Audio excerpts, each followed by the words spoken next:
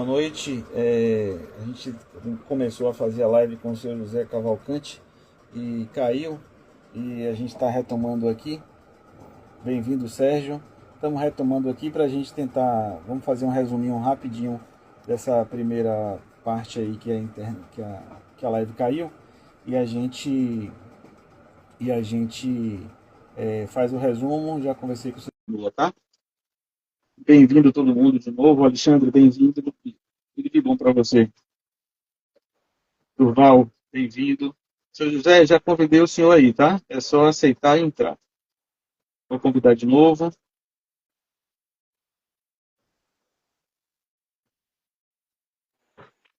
Pronto. Opa, seu José. Pronto. Então, resumindo, nós temos o filme Meu Bisavô, Seu José, Coronel. só um minutinho. Deixa eu ver se o pessoal está escutando. Aí, pessoal, comenta aí se está todo mundo vendo e está escutando direitinho agora. Deixa o pessoal comentar aí, seu José, porque como a gente travou, eu acho que o senhor travou primeiro e depois eu travei para todo mundo também. Deixa, pessoal, comenta aí se está todo mundo escutando direito, tanto a mim quanto o seu José. Gabriel colocando tudo ok. Tá. Então acho que dá para fazer. Sérgio também, tudo ok. Área do Bom Pasto, tudo ok. Tá bom. Ok. Então, vamos lá, seu José. Pode continuar. Aí, o seu José estava contando, pessoal, pedindo desculpa para todo mundo, a live travou, foi logo no início, a gente está fazendo aí um resumo do histórico dele e a gente vai dar continuidade a partir de agora para quem for tá vendo isso gravado, tá? Quem estava ao vivo já ouviu a primeira parte da história.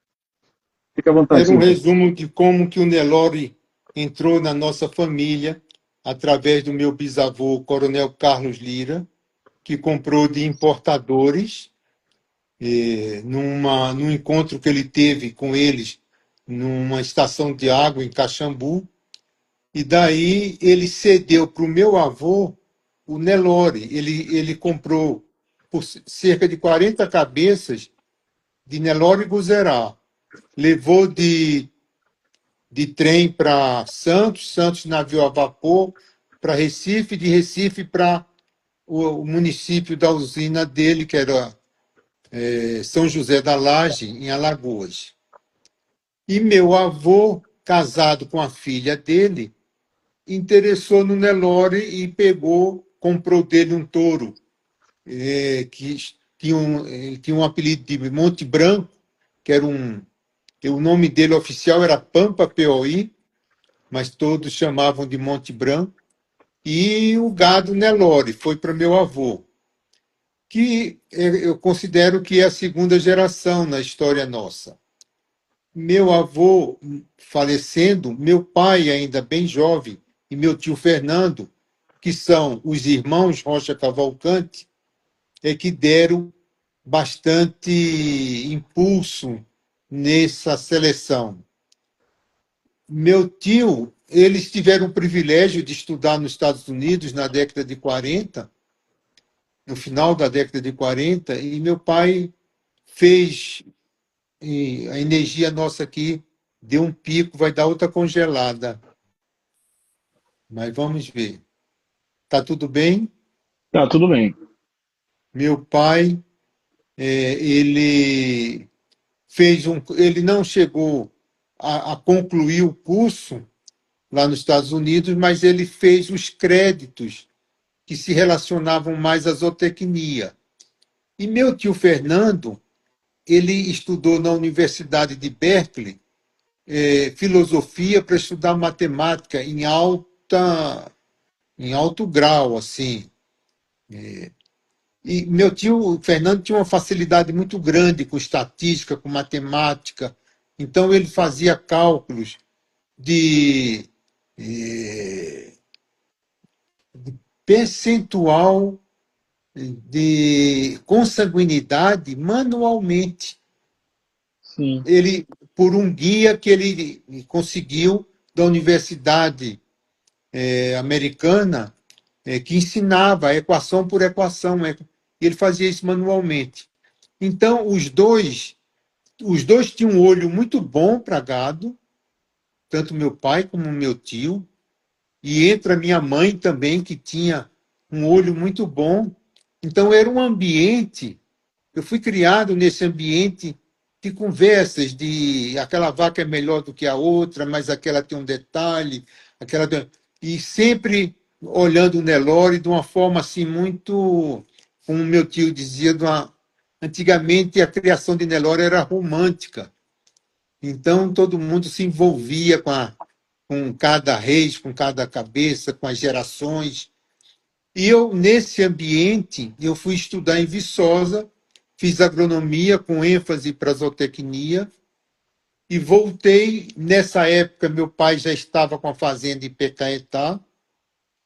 Eu vim para tomar conta do rebanho Nelore que estava. Sim, tem a fase do meu avô, que eu acho que é muito importante, que em 1938 ele comprou fêmeas e touros do Dr. Otávio Machado, do gado OM, onde o nosso gado, que tem esse início lá com meu bisavô, mas a grande força dele é com gado OM.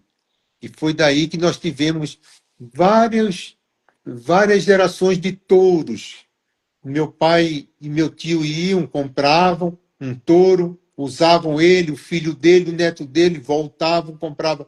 Então tem um histórico de aquisição e de duas vezes de fêmea que formaram a base nossa, muito forte no gado OM. E eu vim tomar conta desse gado na Bahia, mas nesse momento me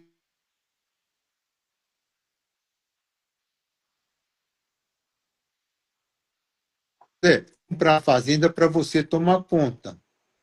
E aí começa a minha história aqui em Goiás, que eu, recém-formado, casei com Cecília, ela carioca, e ela topou vir para a fazenda bem no início, não tínhamos estrada direito, não tínhamos energia, enfim, todo cenário comum de quem começa a abrir uma fazenda nova, e foi o meu começo aqui em Goiás.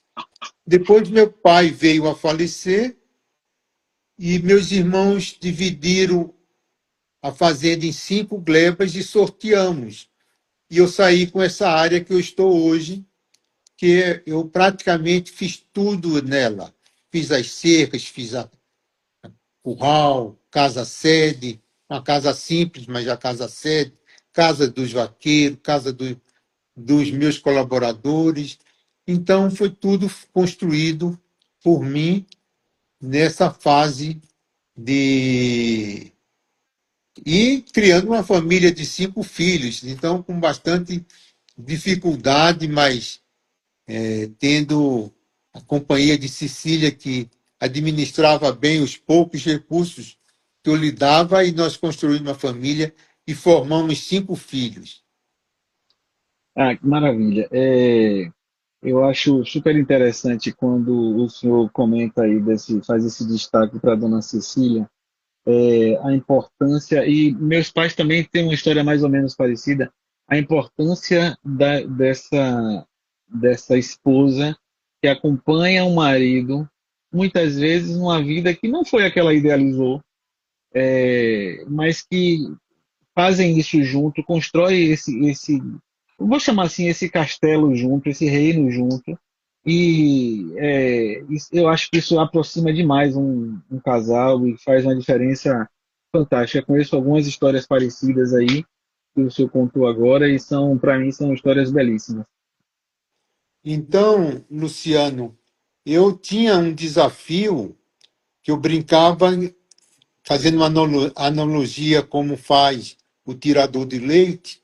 Eu tinha um desafio de produzir carne de pedras, E pedras? porque a fazenda eu tinha. Nós estamos num bioma de cerrado com bastante, assim, algumas deficiências fortes na parte da fertilidade, saturação de base muito baixa, o fósforo muito baixo. E a pecuária, ela ainda hoje eu estava refletindo sobre isso, a pecuária sempre é uma aliada em você fazer essa construção de uma forma é, sustentável. Eu tive uma auditoria, eu contratei uma auditoria dos melhores é, economista brasileiro que eu considero que é o Alexandre Larroge Mendonça de Barros. Eu tive o privilégio de ter ele aqui comigo fazendo uma consultoria, e ele falou assim: Cavalcante, qualquer pessoa que fizesse uma análise da sua fazenda aqui, diria que você só conseguiria produzir com um aporte muito grande de insumos, corrigindo essa saturação de base e tal.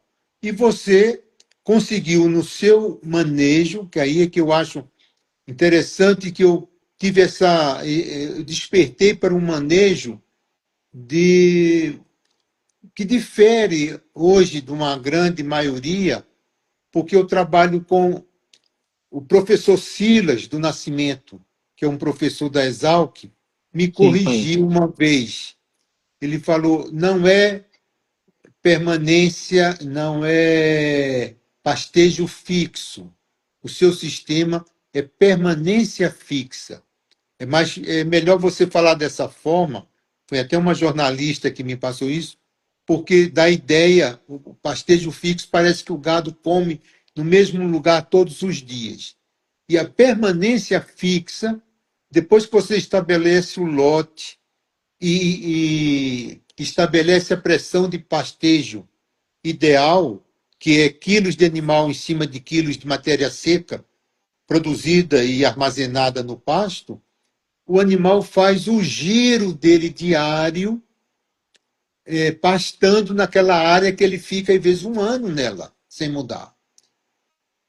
E eu tenho uma divisão, a nossa área que tem bastante divisão, nós temos, é uma área de 800 hectares de capim, com 65 divisões, contando os piquetes, e todo o gado tem o endereço fixo dele. Lote tal, pasto tal. Lote tal, pasto tal. E a gente monitora isso.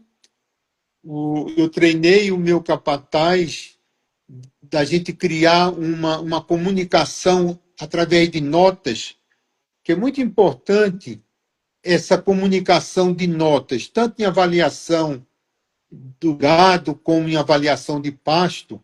Mais importante do que o número é o conceito que você dá para a nota. E Certo. quando A você. nota, só para esclarecer para o pessoal, a gente até discutiu já sobre isso no passado, eu e o senhor. O senhor atribui a nota ao animal e ao lote. Nota de 1 a 5, se eu não me engano, não é isso? Exato. Se você chegar numa fazenda, fizer uma reunião com o capataz, com a equipe de campo, e falar que vai criar um sistema de 9 notas para eles avaliarem, eles têm primeiro uma rejeição. Então, você cria um sistema de 5 notas, onde a nota um, vamos dizer, no caso do pasto, é o pasto raspado, a nota 5 é o pasto que perdeu, porque sobrou e não foi comido, e a nota 3 é o ideal. O 4 é o intermediário do 3 e o 5, que é aquele que está no ponto quase tão bom quanto o 3. Ele está querendo passar. Você vai ter que ter atenção para não deixar passar, porque senão ele vai para a nota 5, que é o pasto passado, perdido. Ou você também não deixar ele ir para a nota 1, aí você tem a nota 2 mostrando que a carga do pasto está pesada. Quando a equipe começa a trabalhar com 5 notas, logo eles passam para 9 notas. Como? Eles dão as notas quebradas. Aí você multiplica por 2 menos 1 e lança na planilha. Vamos dizer, ele dá Certo. 2,5. 2,5 é a nota 4. 3,5 é a nota 6. 5 é a nota 9. Certo. Então, você cria um sistema rapidamente. E depois essas notas, elas, quando tem esse treinamento, você precisa sempre acompanhar. Você recebe o relatório de notas, eu dou uma volta na fazenda, pego alguns pontos pontuais, analiso e volto e falo com ele. Por que você deu aquela nota? Aí ele explica. Às vezes, já tem alguns anos que eu não ando a cavalo por conta da minha perna, que eu tive um acidente de montaria de boi, então não consegui montar mais em cavalo, fiquei com o fêmur meio travado, enfim. Então, às vezes ele fala, não, é porque o senhor não olhou o pasto lá dentro, na lateral está daquele jeito. Aí eu, às vezes, entro de caminhonete, confirmo, aí falo, não, essa nota está boa assim. Não, vamos fazer um ajuste. Essa nota, a gente precisa dar tal nota. Para quê? A nota tem que refletir o estado do pasto. Tá, E essa, não, essa nota. Pode sim, pode concluir. perguntar. Não, não, pode concluir. Você estava falando que A tem que refletir o nota, estado do pasto e não. eu até vou pular do pasto para conceituar mais essa questão do conceito da nota. Ele dá uma nota para mim 2,8. Ele dá uma nota para mim 3. O 2,8 hoje eu leio exatamente o que ele quer me dizer, porque já temos um conceito montado em cima dessas notas. Elas deixaram de ter aquele número como uma escala para refletir uma situação. Eu É, gosto de falar já existe o olhar de vocês já está calibrado e alinhado. corretamente, isso aí. É isso. Eu até chamo a atenção para quando a gente faz avaliação visual dos animais, eu vejo que aqui no Brasil ainda não conseguiram alguém bolar um sistema. Eu tenho um sistema que eu faço com o técnico da BCZ que tem 30 anos que ele vem aqui. Mas agora a BCZ exige que faça o EPMURAS. O EPMURAS, Sim, para mim, ele não diz muito, porque animais com a mesma somatória, às vezes têm biotipos diferentes. Porque quando você soma pontos, uma característica compensa a outra. Então, ela não termina não refletindo. No sistema de avaliação do Angus, que é o sistema Anconi, é muito interessante como o Angus tem problema de excesso de gordura, a nota máxima em gordura, ela não reflete que o animal tem muita gordura. A nota máxima em gordura significa que aquele animal não acumula excessivamente gordura. Então, ela reflete a nota ideal. Porque senão você ia ter que dar, se ela fosse uma escala assim, de 1 a 9, quanto mais gordura, mais alta a nota, você ia ficar sem entender. Porque uma nota ela tinha um crescente indesejável e outra teria um crescente desejável. Para que a sim. nota de gordura, entendeu? A nota de gordura ser desejável, ela tem que a nota máxima é que ele não acumula excessivamente a gordura. Então, eu acho Sim, muito entendi. interessante essa conceituação das notas. Eu enxergo que o Epemuras, esse somatório do Epemuras, me parece que ele perde um pouco. Ele serve para você comparar um animal com o outro, mas é uma má comparação. Porque o que serve um touro que tem uma nota final, um somatório de nota melhor, mas ele, por características específicas, mas ele perde no racial, por exemplo. Para mim não faz sentido, Exato. Fica né? Então, escondido. fica escondido. Exato, Esse somatório do Epemuras me parece exato. que é o homem Precisa querendo. evoluir para refletir melhor, porque eu acho o seguinte, a nota, a avaliação visual, ela tem que desenhar o animal. Se ela não desenhar o animal, ela é a mesma coisa que não existir. Porque você pode ter dois animais, vamos dizer, de 500 quilos, um gordo e um magro. Aí você dá uma nota de score corporal, Aí eu sei que aquele animal de 500 quilos tem uma nota alta de score, ele está gordo. Uma nota baixa de score, ele está magro. É muito importante a gente. Aqui na fazenda, a gente só pesa os animais quando eu quero uma avaliação acompanhado do score. Que peso, para mim, não significa. Perfeito, perfeito. Eu tenho que saber se o animal está em qualquer idade, se ele está apto a ser abatido ou não. Se ele está com a Perfeito. gordura. Então, a gente vai diferenciando isso. É o equilíbrio, né? É, É esse equilíbrio que vai definir. Muito bom. Essa discussão dessas notas já foi também tema de uma discussão nossa lá no nosso grupo, né?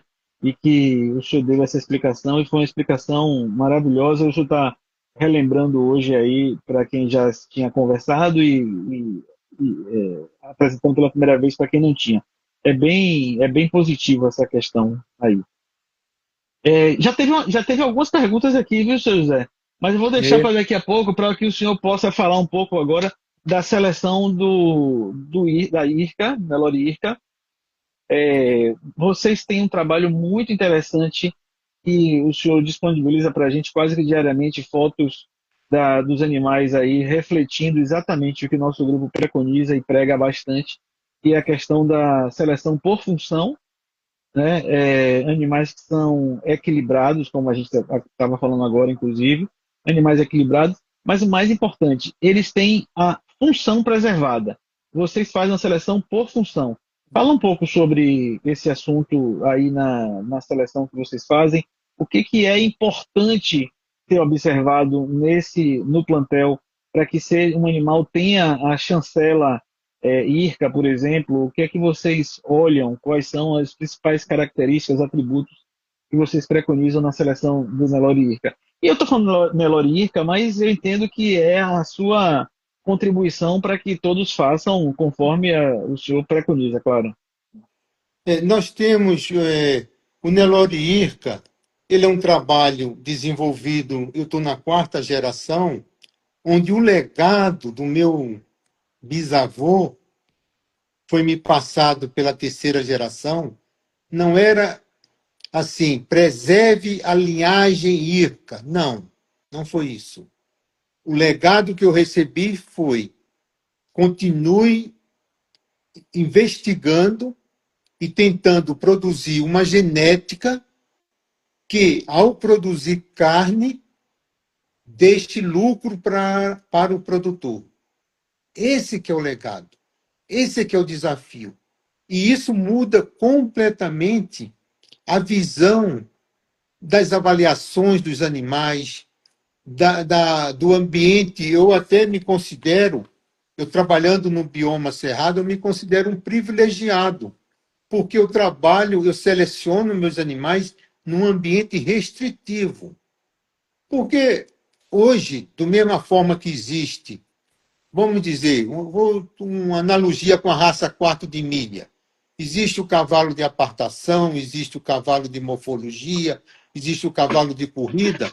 No Nelore hoje já está existindo o Nelore de granja, de grãos, o Nelore da, é, das pastagens bem adubadas da integração lavoura-pecuária e o Nelore que sofre a variação normal do ano, que é o Nelore que eu não falo que é de pasto, porque tem muito Nelore dito de pasto que tem um acompanhamento muito forte de rações para suprir o momento da pastagem fraca. É claro que tudo isso está dentro de um contexto de comercialização. Se eu vou comercializar um lote na seca, é claro que eu tenho que tratar dele. Se eu vou comercializar, mas a minha seleção, eu faço ela dentro do ambiente restritivo das pastagens. E como que eu compenso? Como que eu compenso o período das águas, que tem uma fartura de alimento, com o período da seca? regulando a pressão de pastejo, regulando a lotação. E isso impõe desafios, porque você, numa fazenda que você faz cria, recria, engorda, você tem as datas certas de venda. O peso, naquela data, é uma outra competência. Mas aquela data ela já está predeterminada no planejamento do ano. Porque se você não tirar aquela categoria daquele pasto, a outra fica sem ter o lugar para comer. A desmama fica sem espaço. Então, a fazenda ela é como se fosse uma fábrica. Ela, ela tem que sair lá na frente com as datas certas, porque senão você não consegue fazer um bom controle das suas pastagens. Esse desafio faz com que você repense todas essas questões que estão hoje jogadas aí na mídia. A gente escuta muito: o seu animal não pode perder peso. Não, o meu animal pode e deve perder peso na seca.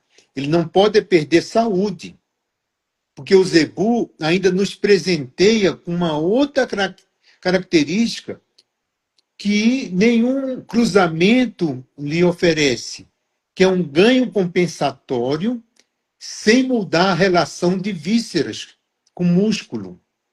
As raças cruzadas europeias, se ela sofre um período de restrição, ela, quando o ganho compensatório dela, ela muda toda a relação dela de víscera com músculo, prejudicando o rendimento de carne na carcaça. O zebu não. O zebu não, ele tem uma recuperação, volta sem comprometer essa relação vísceras-músculo, continuando com um bom desempenho de rendimento de carcaça.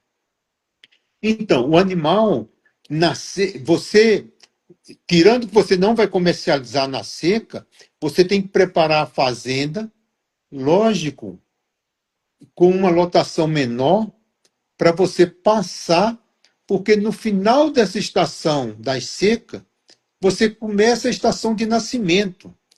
Uma vaca que era 1 UA vira 1,5 UA. Então você continua com o desafio de ter que prover todo o alimento para as novas unidades animais que se incorporam ao seu rebanho. Tem uma coisa, Luciano, que é o meu. Eu comecei a pensar nisso tem só 10 anos. Eu saí da faculdade, ninguém me chamou a atenção disso, e a gente via tanta coisa, tanta pesquisa, participei de muitos simpósios, mas de repente me deu um estalo. Qual é a lotação lucrativa de uma fazenda? Não é a maior lotação, não é a lotação produtiva, não é a lotação que produz mais em menos área. Tudo isso são mitos criados para você participar da cadeia da carne, mas não pensando em você lucrar com sua atividade. A lotação lucrativa, ela é um conhecimento que você tem da sua área, dos seus pastos, do seu clima, das categorias que você. Da pandemia para cá, eu parei, mas eu dava muita consultoria para os meus clientes de touro. A maior vantagem minha era eu poder orientar os meus touros na fazenda que eu vendia da forma que eu achava que era a melhor orientação. Mas o que mais me surpreendia, eu entrava em fazendas que no dia zero que eu entrava na fazenda, eu fazia um levantamento do rebanho, o rebanho não estava estruturado para ser produtivo. Ele estava estruturado para ser uma reserva de capital. As Você está falando categorias estavam o rebanho, desencontradas. O rebanho da fazenda que eu entrava. Não, eu sei, mas o que está desestruturado é o rebanho ou é a fazenda? Eu não entendi. Não, o rebanho, as categorias do rebanho. Categoria jovens, categoria de Sim, recria, novilhas, vacas, garrotes, elas estavam desbalanceadas, é isso? desbalanceadas. Ah, tá, Elas estavam entendi. mais dentro de um conceito de reserva de capital do que de uma máquina de produzir bezerro, do que de uma máquina de produzir carne. Uma máquina no sentido assim, que ela tem uma sequência. Então, a gente tem a fazenda, aqui a gente quase que tem um manual de lotação dos pastos, das categorias que vai para determinados pastos, quase como uma coisa impressa. Porque a fazenda roda com aquela lotação dela, com aquela necessidade que ela tem de fazer é, a recria, a parte reprodutiva, a parte de crescimento dos bezerros, a estação de monta. Ela tem tudo isso já estruturado dentro da fazenda de tal forma que é quase que automático. É quase que automático. A gente só faz ajustes hoje. E essa lotação, eu já fiz confinamento na fazenda, numa época para trás. E o que, que eu descobri? Eu tinha uma alegria, assim, um ego, de falar eu produzo tantas arrobas por hectare. Mas ninguém me fazia a segunda pergunta: líquidas ou brutas? Ninguém me fazia essa pergunta. E quando eu descobri que as arrobas brutas estavam altas e a líquida estava abaixo, que eu fiz, fui fazendo a reestruturação do rebanho, tirei o confinamento da história da fazenda, tirei a suplementação por uns anos. Eu nem digo, os anos não estão tão bons para a pecuária, eu aproveitei para usar esse momento para desafiar meu gado de uma forma diferente. Eu arranquei todos os coxos que eu tinha nos pastos, que um dia eu tinha fornecido ração ou concentrados ou suplementos proteinados de maior consumo, eu dei o trabalho de tirar todos do pasto, levar para um giral, armazenar lá, para quem andar na fazenda não ver a não ser o coxo de sal. Porque eu passei a encarar meu gado dentro dessa nova sistemática do.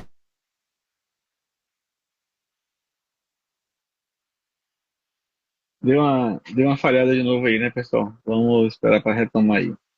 Vamos rezar para que. Pedro José, se tu estiver escutando a gente, ó, deu uma travada. Você estava falando que tirou os coxos de suplementação e ficou somente o de sal proteinado. Não, de sal normal, Ou nem de de proteinado. sal mineral, perdão. É, é para caracterizar bem essa fase que eu tirei todo o suplemento do gado. É só o É, sal e o pasto. é engraçado que o senhor fez isso no momento em que a pecuária estava em baixa, Isso. que o senhor comentou, né? E aí você tem Isso. dois vieses a serem analisados. O primeiro é reduzir o custo operacional, uma vez que o gado talvez não estivesse se pagando, ou estivesse mal se pagando. E o segundo é o desafio que o senhor propôs, né? Isso.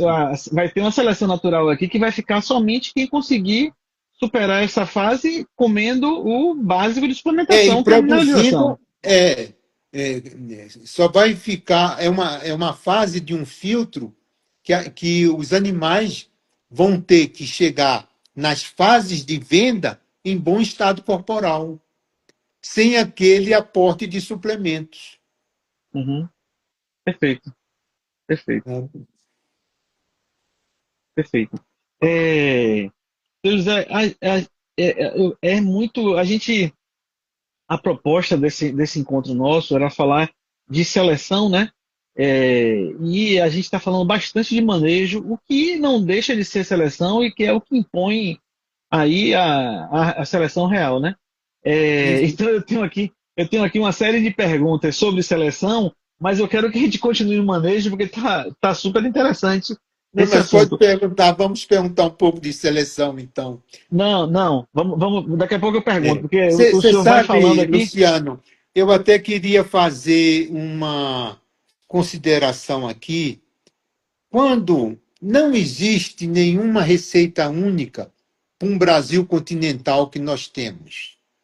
Então, um produtor de gado comercial, de carne, que está situado numa região de uma fertilidade natural mais fácil, mais fácil de usufruir, e você tem regiões na Bahia, naquele noroeste da Bahia, onde você tem enormes níveis de fósforo.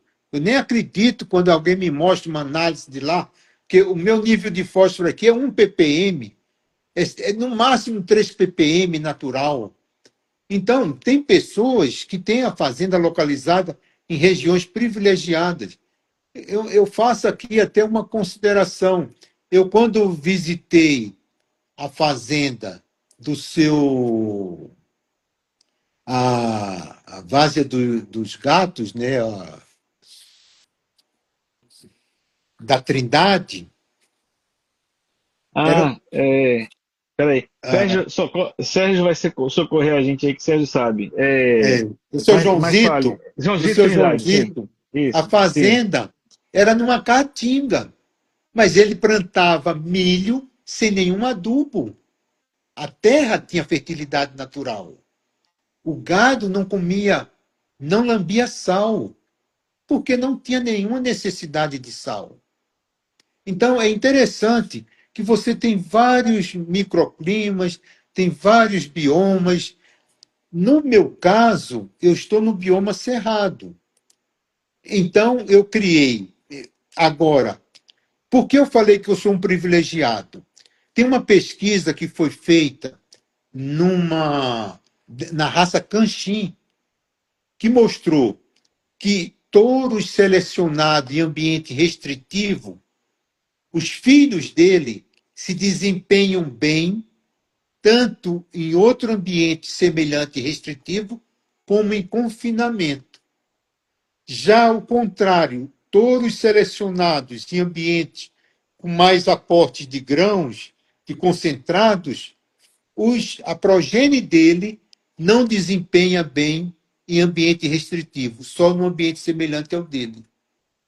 Isso a gente vê todo dia, inclusive, né? É, Isso é o que a gente mais vê, é você comprar um touro em leilão, exposição, e quando você vai como é, fazer a prova dele em função que você solta um touro desse no rebanho de vacas, o touro desaparece, é, mora embaixo de árvore, não tem sentido. mas não é nem só isso. Os filhos dele vão ter dificuldades Sim. de enfrentar o novo ambiente, porque no DNA dele não tem mais os marcadores necessários que ele perdeu lá atrás.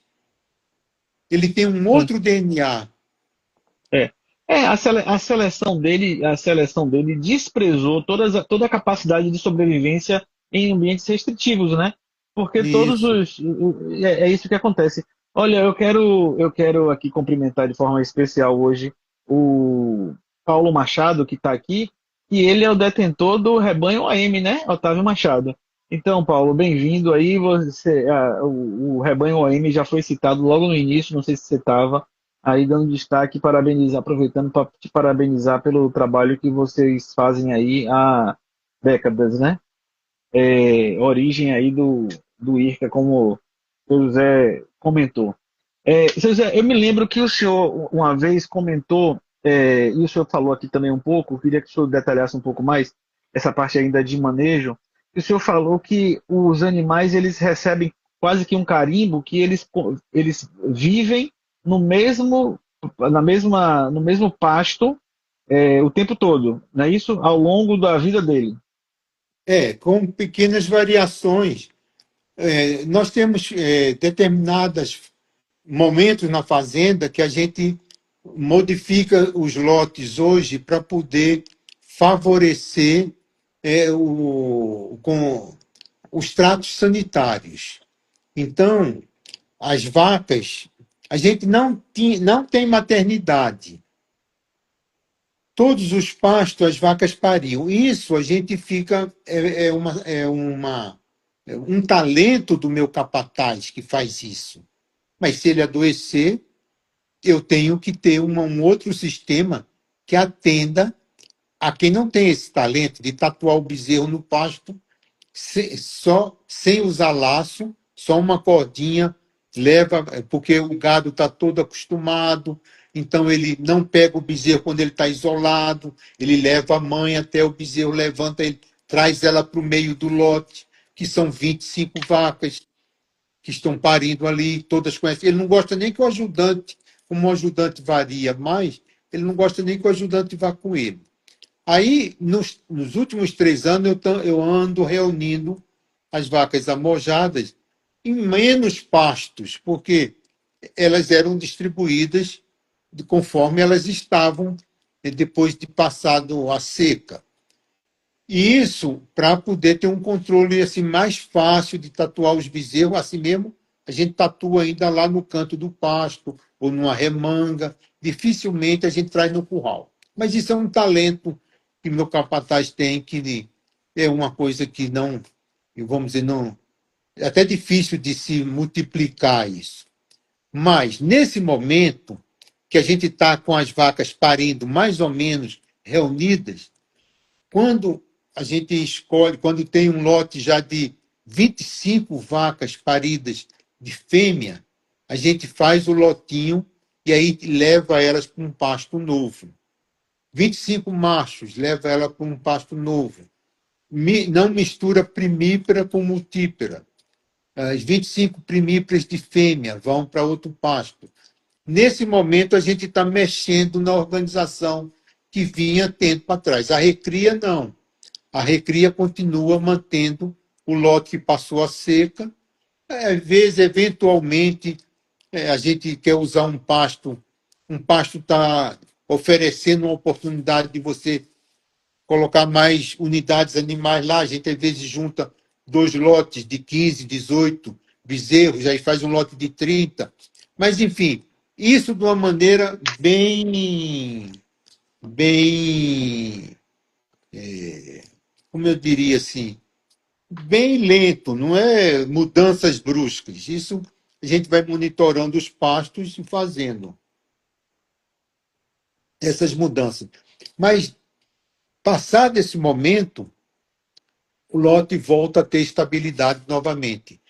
Os tourinhos, principalmente os tourinhos, existe um relacionamento entre os animais de um lote, né, interessante. Não é um batalhão que um manda e os outros obedecem. Não. É um time de futebol, é um time de vôlei, dependendo do número. Você tira 2, 3 animais daquele grupo, você desorganiza todo o grupo. E eles voltam a brigar, a determinar quem é quem novamente, passa por um estresse, às vezes risco de acidente. E a gente nota isso, principalmente que a gente vende os tourinhos, está com um lote aí de, às vezes, 18 tourinhos, às vezes de 6 tourinhos. Se tirou 2, 3, já muda tudo. Aí tem uma nova adaptação e eles voltam a acomodar novamente. Então a Define uma nova gente hierarquia. vira uma nova organização, eu diria.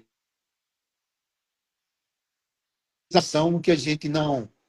A gente descobriu isso, mas de uma forma assim, bem penosa, porque a gente estava com os touros e ao tirar 2 os touros mais zerados, eles brigaram muito, mostrando, e até aquele dia eles estavam numa maior harmonia, e eram todos touros zerados. Mas, enfim, a gente procura não mexer muito nos lotes para usufruir de uma condição de baixa necessidade de energia para mantença corporal. Esse desassossego entre o lote A única coisa mais grave que faz, que não seja acidente, é ele gastar uma taxa maior do que ele come diariamente para suprir o que ele perde nessas desavenças. E, e, é, e é substancial. O lote não engorda, o lote não dá acabamento. Às vezes, a gente está com um lote aqui de 15 garrotinhos e eles vão. Aí eu tiro 3, 4. Há um período de adaptação, mas aquilo alivia. A gente ajusta a pressão de pastejo, aí eles vão rápido para o acabamento. Então, são Perfeito. detalhes desse manejo de que a gente usa, que é o de permanência fixa, que a gente obtém esses ganhos de acabamento e de desempenho por conta dos lotes estarem mais homogêneos, mais estabelecidos. Eu fico feliz pelas falas que o senhor coloca aqui. Certamente são experiências extremamente intrigantes e que eu acho que a gente precisa ter outros encontros conversando com o senhor para a gente poder falar sobre isso. Mas eu fico, ao mesmo tempo, eu fico Sabe, triste. Luciano, eu até queria fazer uma observação aqui, que é uma das coisas que eu mais assim me preocupei, porque eu convivi. Quando você faz uma prova de ganho de peso a pasto, dependendo do número de animais que estão no pasto, mesmo que tenha sobra de pasto, a prova às vezes está sendo de convivência, dessa convivência que restringe o outro a ter o acesso confortável. Porque bem-estar animal é o animal ter sombra, água e comida de forma tranquila no pasto. Isso é que faz o animal diminuir a taxa de mantença corporal para ele engordar, para sobrar energia diariamente para a produção e não para a mantença corporal. Então, tem muitas provas de ganho de peso que a pessoa fala assim, prova de ganho de peso a pasto. Às vezes o animal perdedor daquela prova, às vezes é o animal mais eficiente dentro de um ambiente que ele tivesse tranquilo. Então Perfeito. você cria um componente ambiental dentro do pasto que interfere o que você quer medir, que é a prova de ganho de peso. Só que eu queria fazer só essa observação. Não, tá, é perfeito isso que o senhor tá falando. E eu só para complementar meu ponto de tristeza com a nossa conversa aqui, quando eu vejo que o senhor fala coisas que a academia e o mercado preconizam oposto disso, sabe? Assim, desculpe a academia, desculpe o mercado, mas é difícil não confiar nessas informações que uma pessoa com tanta capacidade, com tantos cabelos brancos, consegue colocar para a gente, vivendo isso diariamente. Não foi uma pesquisa de laboratório, não foi uma pesquisa com N animais. É uma pesquisa de dia a dia, de observação. Eu conversava outro dia com um amigo nosso, Cílio. Estou sentindo dele não estar aqui, porque daqui a pouco eu vou fazer até uma pergunta que ele faria se tivesse. Outro dia eu conversava com o Cílio da importância da observação. Hoje, a gente se restringe a fazer modelos matemáticos para poder dar respostas, e esses modelos não garantem a realidade do que a gente Do tá vendo, sabe? biológico. Do É, biológico. É incrível, é incrível. É uma pena, mas graças a Deus a gente tem pessoas e oportunidades como ter acesso ao Senhor para que a gente possa abrir os olhos e a gente está falando sobre isso. Eu vou falar uma coisa para o senhor, que foi Cílio, inclusive, eu toquei o nome dele e eu vou lembrar. Eu falava com o Cílio na semana passada, que ele falava da dificuldade dele. Ele também está aí no Centro-Oeste, só que ele está no Mato Grosso, mais próximo da fronteira com o Amazonas. E ele falando sobre a gente discutindo sobre essa questão das observações, da função, de a gente ver o biológico, e ele questionava que tipo de informação nós recebemos das análises de solo, tá? E aí ele falava que foram feitas algumas pesquisas que, a despeito do solo ter 1 ou 2 ou 3 é, por cento de fósforo na análise, é, na, na, na micro-região em volta da raiz, ela poderia estar apresentando 50, 60, 70 pontos de fósforo ali, que é onde a gente precisa do fósforo. Só que ninguém analisa aquela região. Analisa um monte de solo que foi desagregado, e saiu da sua estrutura, misturou e fez uma mistura composta e mandou para o laboratório que recolhe uma alíquota disso. Então, a gente precisa evoluir muito ainda. Aproveitando para reforçar essa ideia, há muitos anos atrás, numa formação de uma área, nós derrubamos uma capoeira que muito antes já tinha sido uma mata, e era um lugar que tinha uma parte de pedra e tinha uma parte sem pedra. E naquele tempo era feito tudo no machado, na enxada, e o Sim. meu capataz da época, ele e eram várias pessoas que tinham vindo de uma cidadezinha para ser meeiros meu na planta do milho. Quando eu falei que o meu capataz era que ia escolher a primeira gleba, a preferência era dele, porque ele que comandava, todos ficaram meio descontentes. E ele foi escolher a parte que tinha mais pé. Aí ninguém acreditou. Aí ficaram todo mundo feliz, plantaram. Aí veio um veranico, o milho dos outros deram para trás, o dele verde, lindo, as espigas. Aí eu falei, não, eu tenho que saber o que está acontecendo. O que foi que ele viu que os outros não viram, né?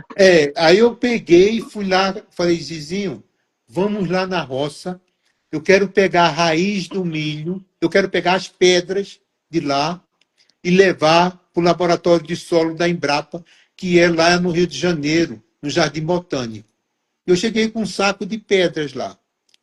E aí um falou uma coisa, um falou outra, e um senhor mais de idade, que eu nem lembro o nome, falou, Cavalcante, vem cá.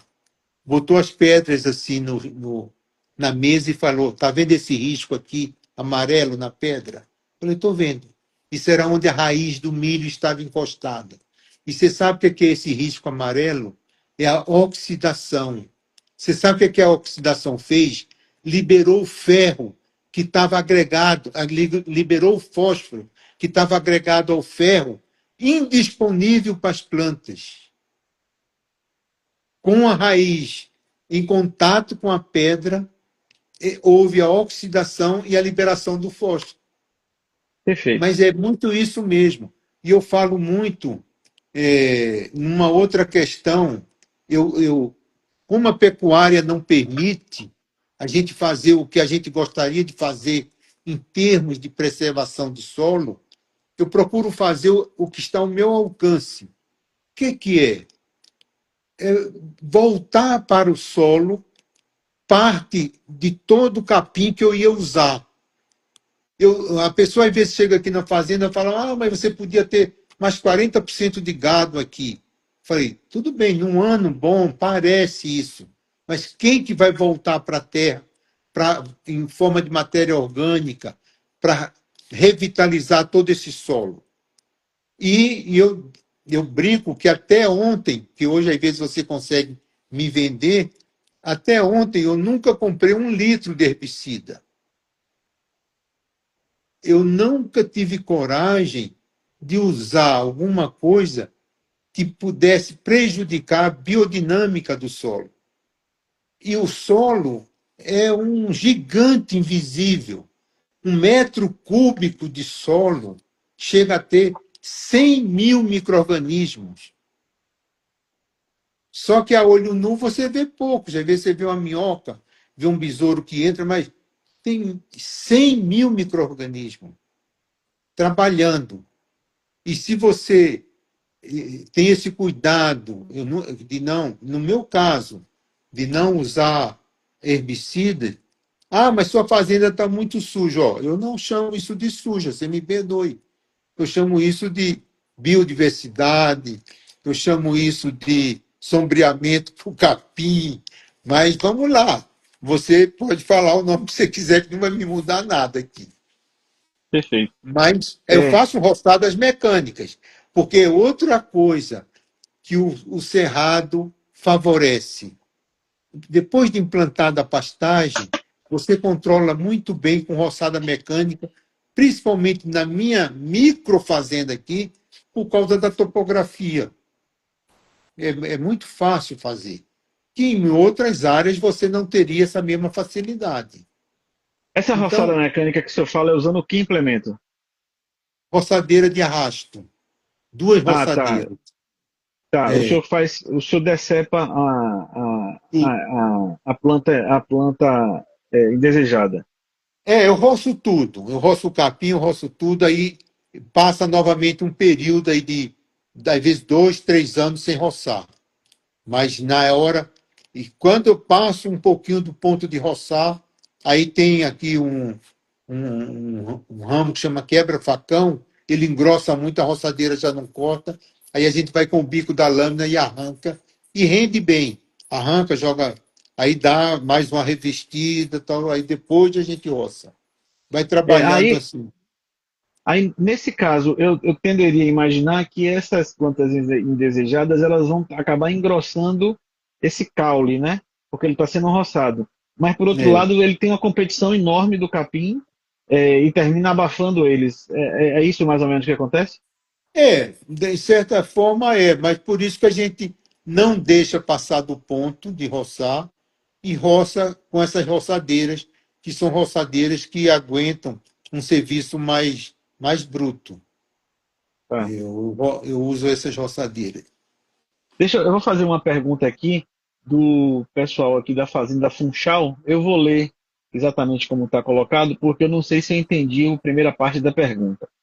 O gargalo não seria o acabamento de machos inteiros a pasto? Eu não entendi porque ele fala o gargalo. Muito bom. A testosterona e as brigas por dominância interferem. O que fazer para ter um lote de acabamento uniforme exclusivamente a pasto? Muito boa pergunta, para esclarecer que é exatamente onde entra o número ideal de animais num lote. Por isso que nós temos muitas divisões de pasto. É um investimento que eu fiz. Quanto mais velhos, no caso nós aqui recriamos os touros, mas quanto mais velhos os animais vão ficando, os animais, o bovino tem um instinto gregário muito forte, mas tem uma limitação de memória muito grande. Então, as brigas aquela subção que um tem em cima do outro, tal, eles estão definindo quem é quem no lote. Porque quando eles vão dormir à noite, está tudo estabelecido. Eles gastaram muita energia para estabelecer. Aí, quando eles acordam de manhã e vão pastar, eles esquecem se o lote for grande. Por isso que a gente vai restringindo o lote. Eu faço a recria e engorda de bois com lotes de, no máximo, nessa idade aí, até 30 meses, 30 e poucos meses, até 3 anos, de 30 a 36 meses, no máximo 22 bois por lote. Esse E lote não compreende. troco mais eles. Depois de estabelecido o lote, a gente evita trocar até os vizinhos de pasto. Os Tá, pastos são determinados porque eles têm um contato visual com o lote, vamos dizer, da direita e com o lote da esquerda, em horários diferentes, que mantém a organização do lote deles. É uma coisa assim, eu não sei assim de tudo. É, por que acontece isso? A gente tem a observação de que acontece, mas exatamente o porquê que tem isso, mas tem. É interessante. Eles mantêm a organização com o contato visual, com os esturros que dão naquele horário. É como quem diz: está tudo bem aí?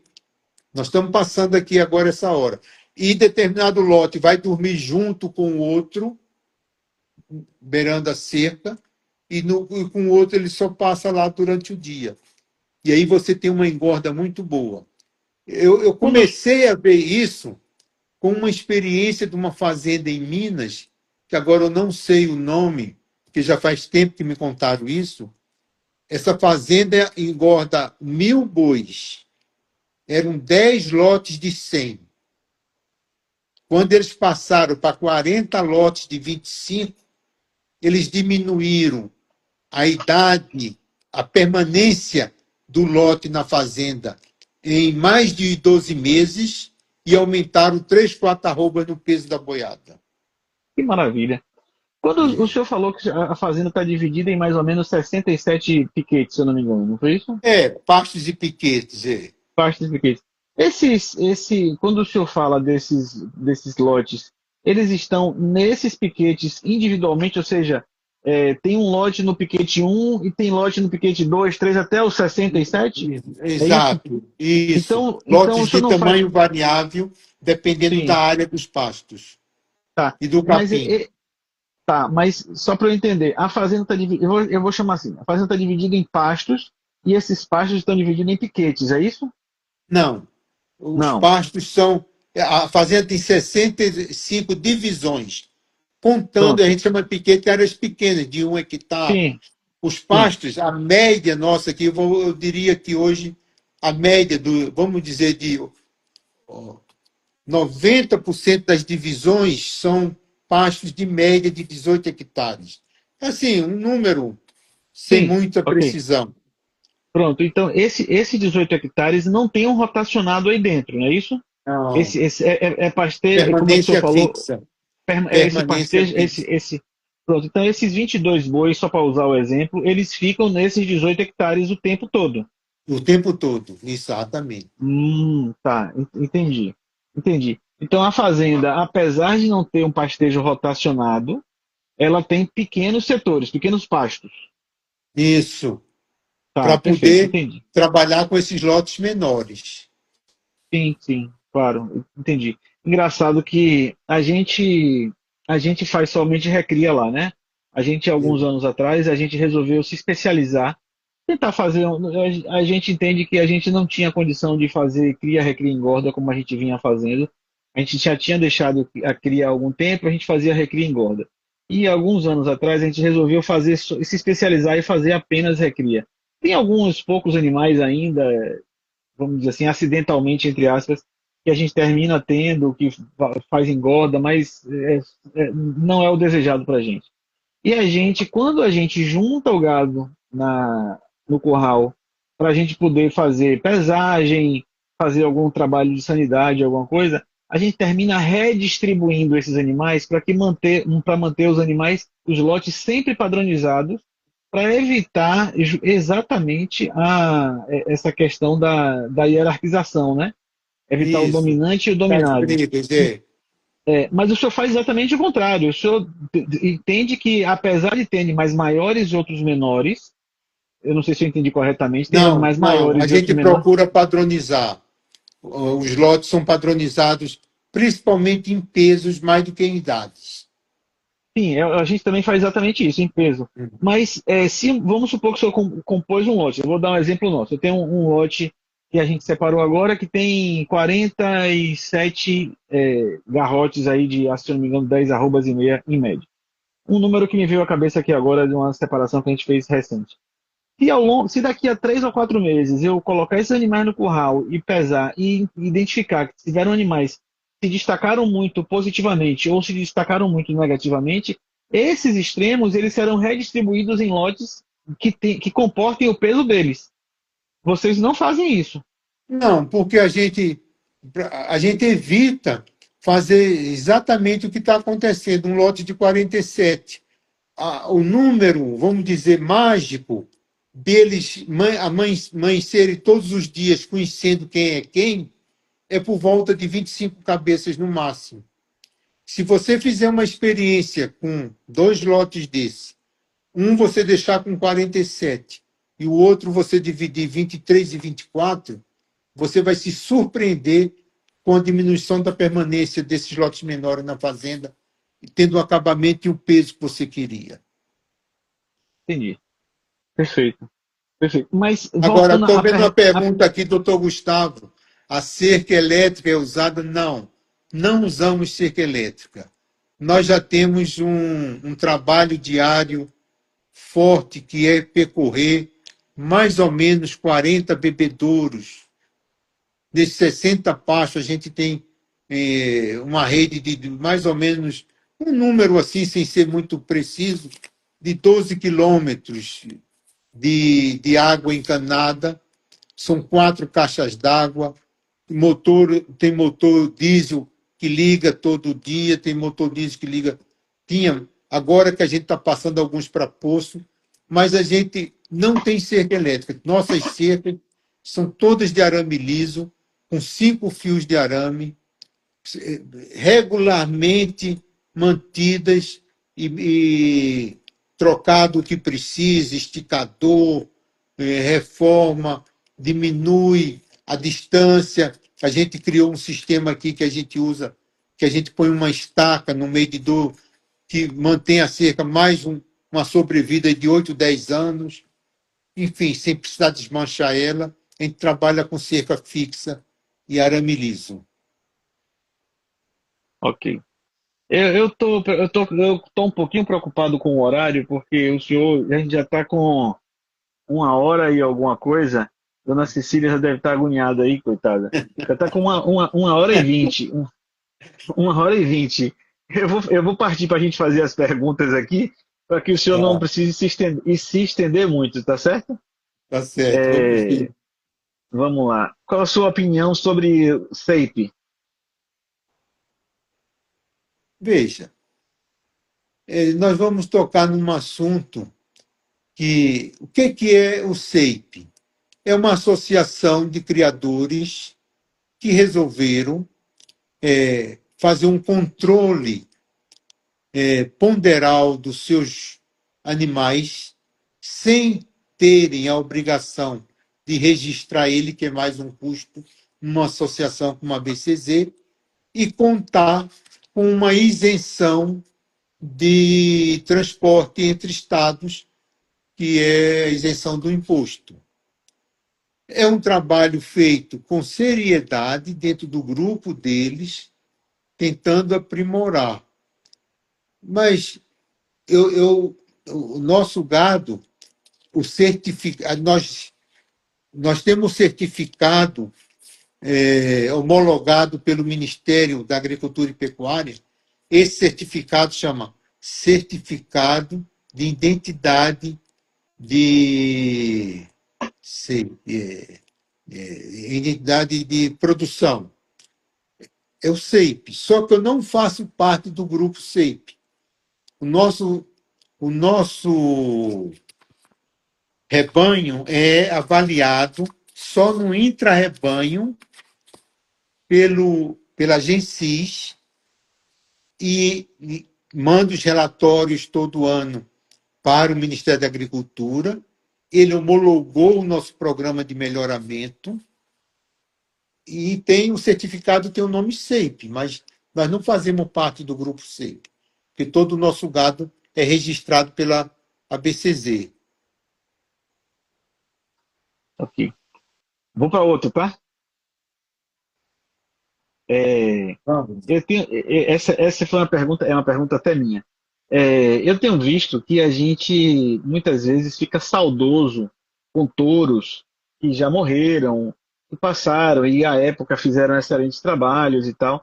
E a gente fica no saudosismo de quem tem sêmen para vender, e aí eventualmente alguém tem e cobra 1.000, 2.000, 10.000 reais numa dose de um touro antigo, vamos dizer assim, desse. Será que isso não é o reflexo da nossa incompetência em fazer seleção? Porque se eu estou querendo buscar um touro lá atrás, não é porque eu errei na minha seleção que eu preciso fazer um retorno desse?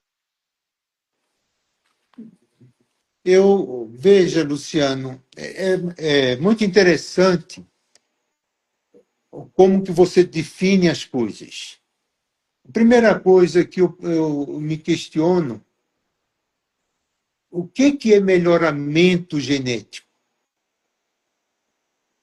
O melhoramento genético é de que rebanho? Esse rebanho estava aonde e está indo para onde? Se você não definir esses pontos, você às vezes, ao invés de melhoramento, você está fazendo pioramento, porque você, em busca de um índice que eles, pesquisadores, consideram que é o índice que define a superioridade genética, está considerando características num amontoado de características que, da mesma forma, interferem no índice, que a relevância dela é pequena na variação dela. Então, esses programas de melhoramento precisa, ao você participar, por que eu saí do programa? Eu não faço parte de Gene Plus, eu não faço parte da BCZ. Depois de muita experiência com vários programas, o Nelore Irca optou por ter sua avaliação feita pela Gensis. É uma opção ousada não participar dos vários rankings existentes no mercado. Muitas pessoas não entendem essa decisão, mas é uma decorrência direta da nossa filosofia de trabalho. Não terceirizamos a escolha dos critérios de melhoramento animal que buscamos. Hoje, temos uma linhagem única de Nelore no Brasil, com resultados comprovados ao longo das gerações. Hoje, se eu fizer parte de um programa de melhoramento, eu, para ter um percentual grande de animais nos tais top 01, top 1, no caso do Nelore, eu preciso usar os touros que estão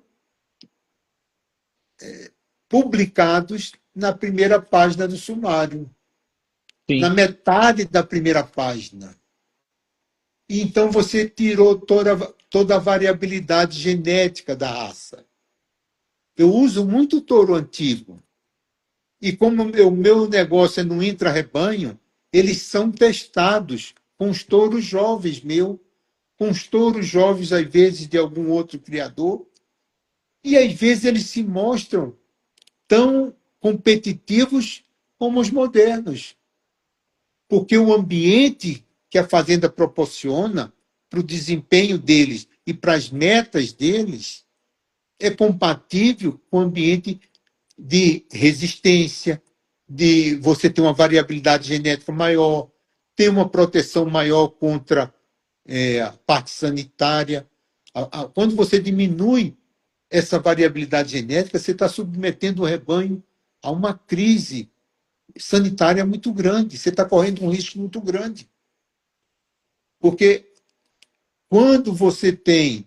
A própria IATF levou a isso. Sim. A você usar poucos touros no lote. Então, eu acredito que os touros antigos, se lhe atende, se você tem informações sobre ele, de algum histórico de fêmeas dele, se é na parte de leite, se é na parte de recria, eles têm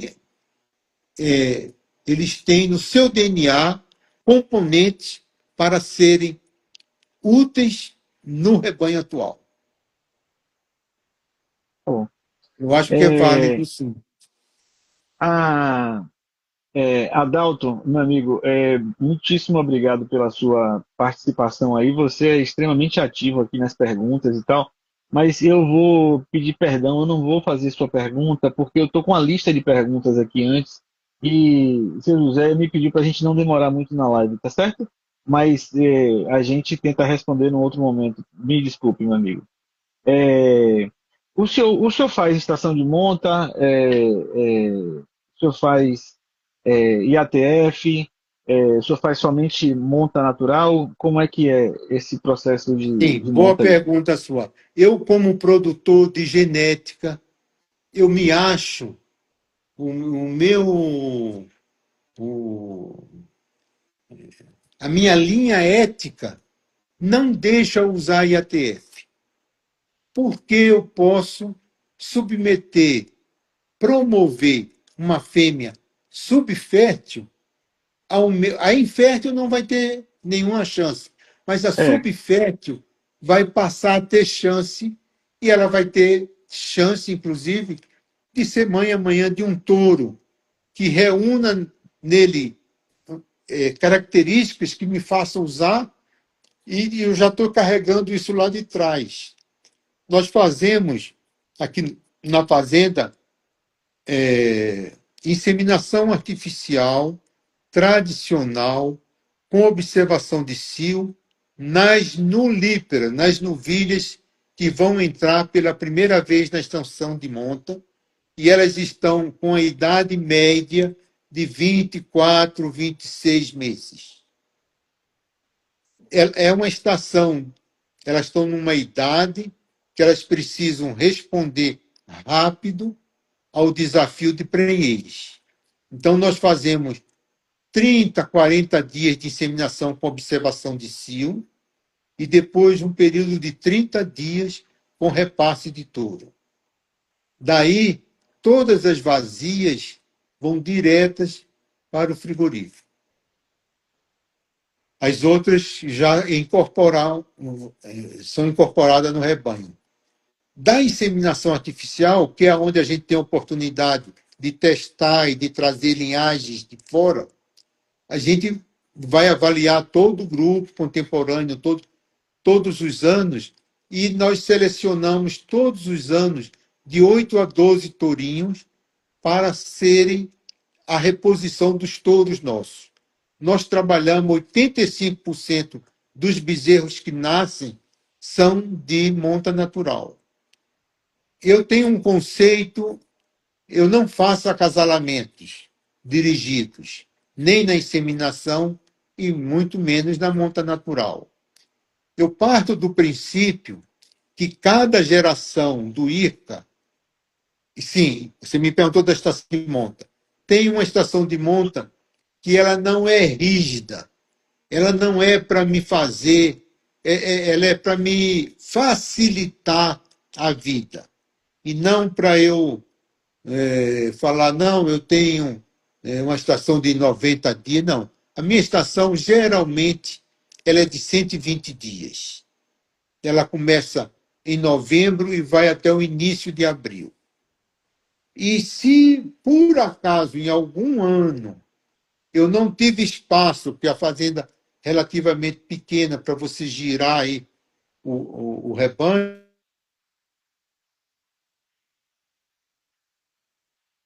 o veterinário do toque, e ele é que faz a linha da prenhez que estava dentro do período e as outras saem. Mas isso é eventualmente também. Nós temos uma estação de monta, você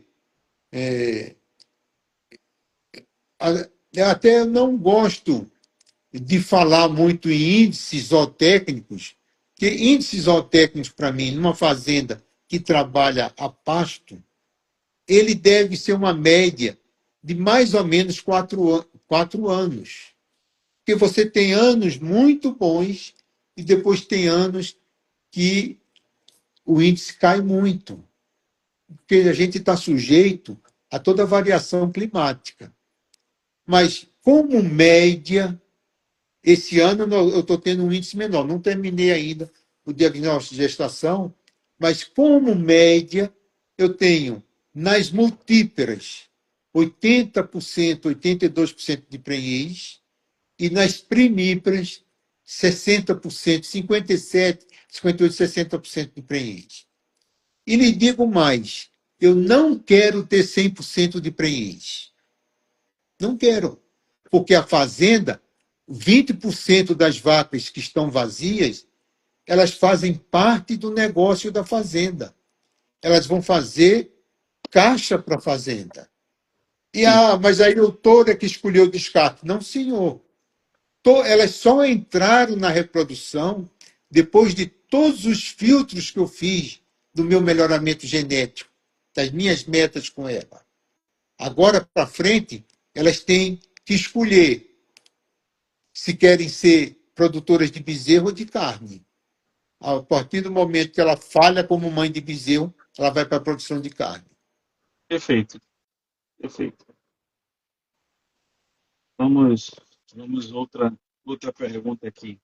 É, quais as características do rebanho OM que chamaram a atenção para serem compradas por Dr. Carlos do Fernando? Lá atrás, né? Histórico, essa foi a pergunta do nosso amigo Sérgio. Eu acho, primeiro, que era um rebanho de origem da Índia, POI. Um rebanho que Sim, dava a segurança de que a gente ia trabalhar uma linhagem indiana, POI.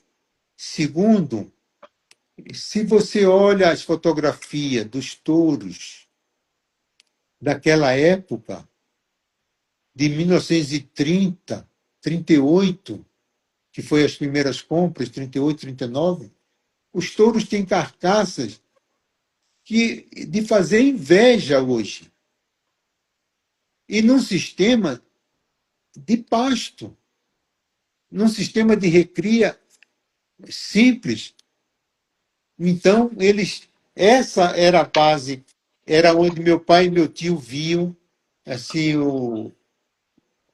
o privilégio de ter acesso a esse material. perfeito. Ok.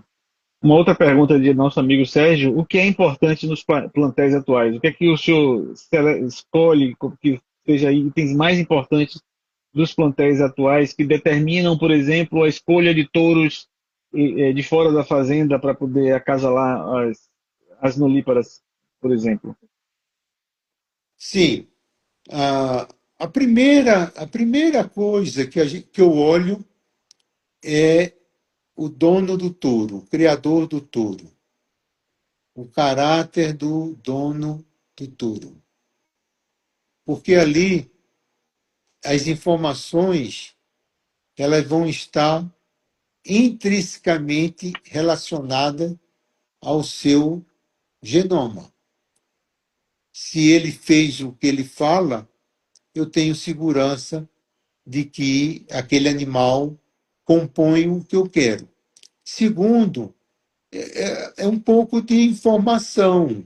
É claro que um touro antigo, você tem a história do criador, você tem, mas você tem informações de técnicos, de outros criadores que usaram, para ver se enquadra dentro do seu padrão. Um outro ponto importantíssimo que eu acho é a confiança que eu tenho da pureza racial.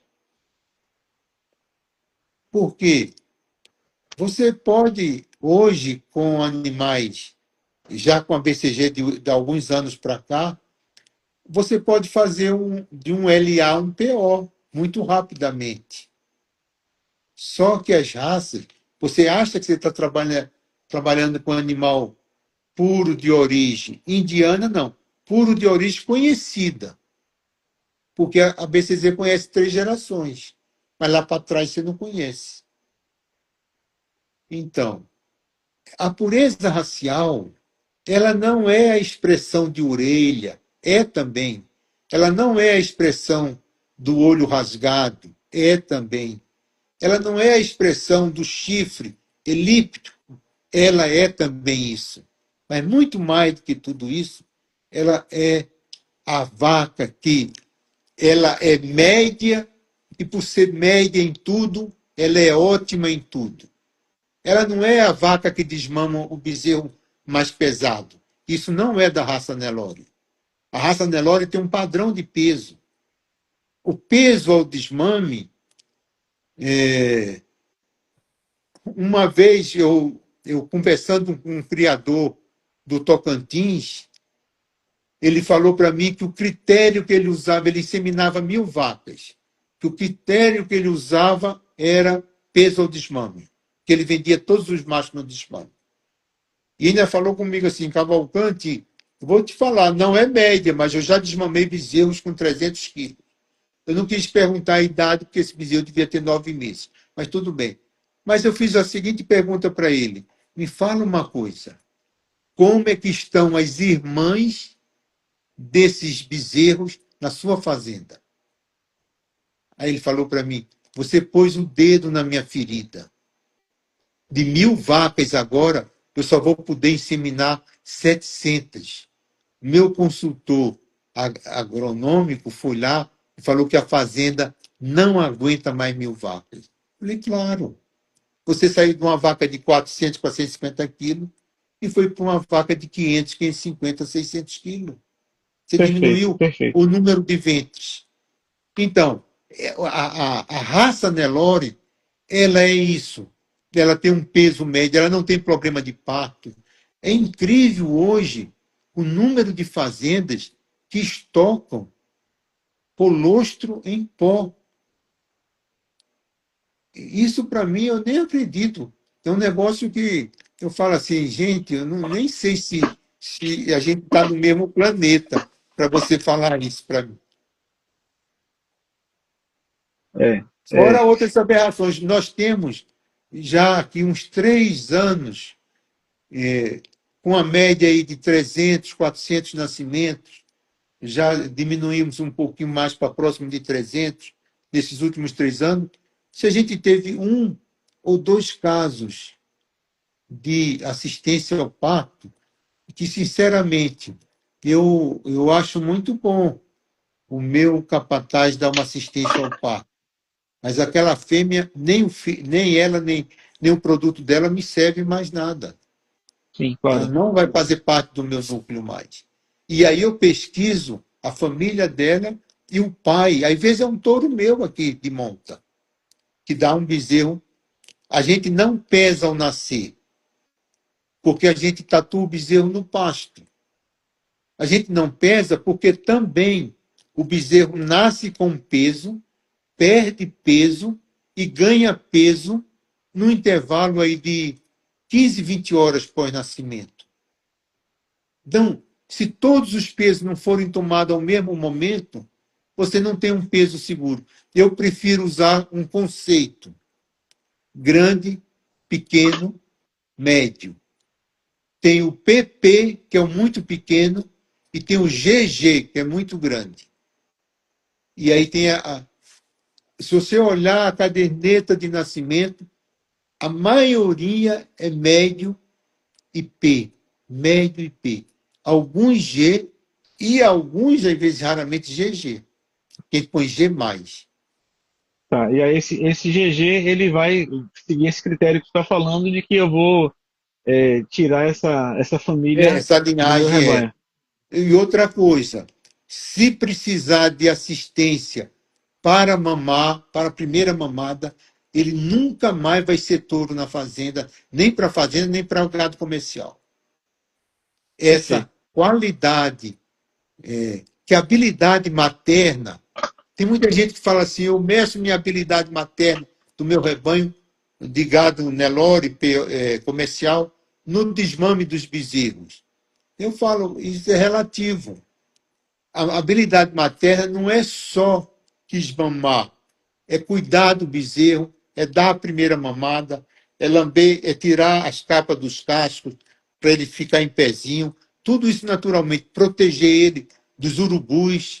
Ela tem que ter um instinto forte, senão os urubus matam ele. É isso que é a habilidade materna. E Perfeito. o peso. E se você selecionar dentro da raça Nelore peso alto ou desmame, você está na direção de ter problema de partos distóxicos. Perfeito. Perfeito. A Dalton até comentou aí, pressão de seleção. Isso se chama ceifeiros de seleção. É muito isso. Cortar mesmo. Uma outra pergunta, José, tá? Eu prometo para o senhor que está terminando. Não, É, pode qua- ficar qua- tranquilo, pode perguntar. é porque eu fico preocupado com o horário do senhor. Não, Mas pode vamos lá. deixar. Já estou É, por conta. obrigado. Como é que. Então, Adalto, você ganhou crédito aí. Vou catar sua pergunta aí atrás, meu amigo, para fazer para seu José aí. Como é que o touro é escolhido para cada grupo de fêmea? Quais são os critérios que o senhor usa para a escolha do touro para determinado grupo de fêmea? Ou isso não é uma preocupação? Tá, exato. É muito boa essa pergunta, porque eu falei que eu não faço acasalamento dirigido. E eu não Isso. faço acasalamento dirigido na inseminação para ser justo com meus touros que vão trabalhar em lotes de fêmea sem acasalamento dirigido. Então, na inseminação, eu compro aí, vamos dizer que esse ano nós vamos usar 4, 5 touros, porque entre os touros de fora, nós usamos touros IRCA também, que a gente congela sêmen na fazenda. Um garrote que desponta, a gente já congela para ter o seguro do garrote. E às vezes a gente usa touros bem lá de trás, que eu tenho um banco de sêmen grande do IRCA, que eu congelei, que é interessantíssimo, é um touro de 10 anos atrás, que ele sai nas cabeceiras no desafio desse ano. Então, a gente usa a inseminação da seguinte forma: aí eu separo, vamos dizer, 3 touros que têm uma característica de linhagem e 3 touros que têm uma característica de mais IRCA. É mais IRCA e menos IRCA, mais externo e mais. E aí eu faço 2 listas para o meu inseminador. Das novilhas que a gente vai inseminar, eu faço uma lista azul, vamos dizer, das novilhas que têm menos percentual de IRCA. E faço uma lista amarela das fêmeas que têm mais percentual de IRCA. E falo para ele, nesse grupo você vai usar esses 3 touros, nesse grupo vai usar esses 3 touros. Em bica corrida. Elas vão ciclando e ele vai todo dia tem uma planilha, ele vai clicando os touros que ele usou para todos os touros serem usados nas mesmas épocas para ter os seus nascimentos concentrados daquela época, naquele período. E na monta? Na monta, a gente já pré-selecionou todas as fêmeas que vão entrar na estação de monta e a gente já selecionou todos os touros que vão ser os reprodutores de novas gerações. Qual é a escolha agora? Tem um lote de 25 fêmeas prontas. São primíparas. Eu falo para o meu capataz, vai lá no piquete dos touros e traz um touro de mais, que já fez uma monta ou 2. Aí ele traz, escolhe lá. Eu falo, escolhe lá o que está mais tranquilo, o que está mais com estado corporal melhor, que recuperou melhor, traz ele. E ele faz a escolha dele lá na hora da facilidade. Tem 25 fêmeas primíparas paridas para fazer um lote. Sim, 25 vacas multíparas para fazer o lote. Escolhe dos garrotes que nunca fizeram monta para fazer a primeira monta nas vacas mais zeradas. É assim que é escolhe. Perfeito. Muito bom. Idade do primeiro parto. Qual é, em média, a idade do primeiro parto do Nelore IRCA? 33 meses. É um índice bom. Mais ou menos 33 meses. É um número bom. Um número Eu muito bom. não sou adepto da precocinha. Eu acho Sim. que eu sou mais adepto da longevidade, da permanência no rebanho e do intervalo entre partos menos que 400 dias.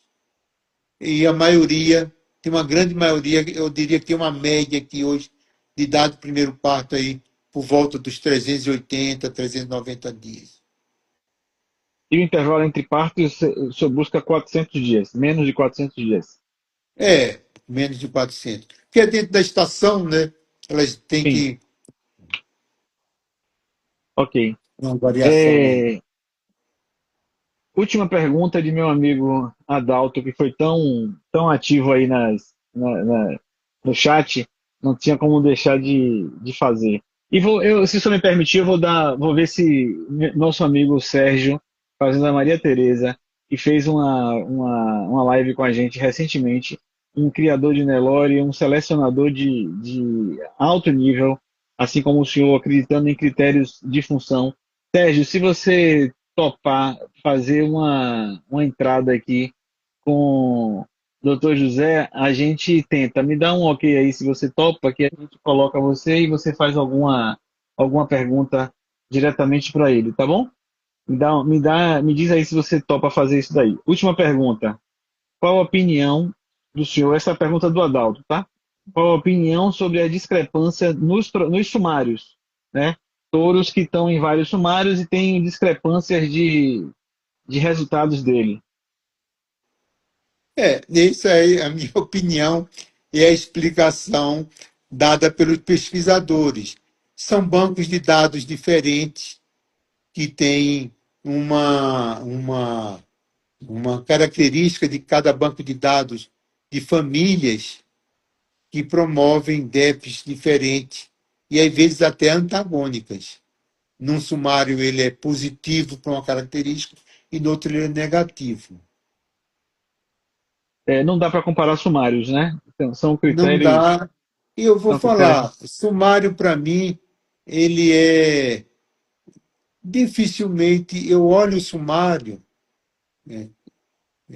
num filtro assim muito suave de algumas características